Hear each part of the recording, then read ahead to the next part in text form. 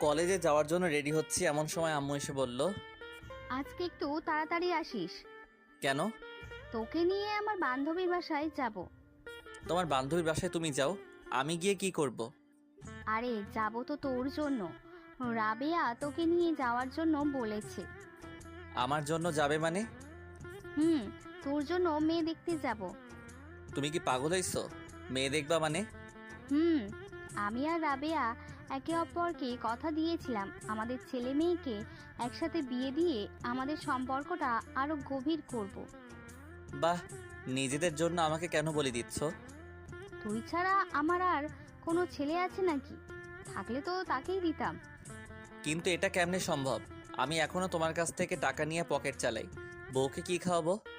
তুই যে কি রোজগার করে খাবি সেটা আমি খুব ভালো করেই জানি। খাওয়ার চিন্তা তোর করা লাগবে না, কিন্তু কিন্তু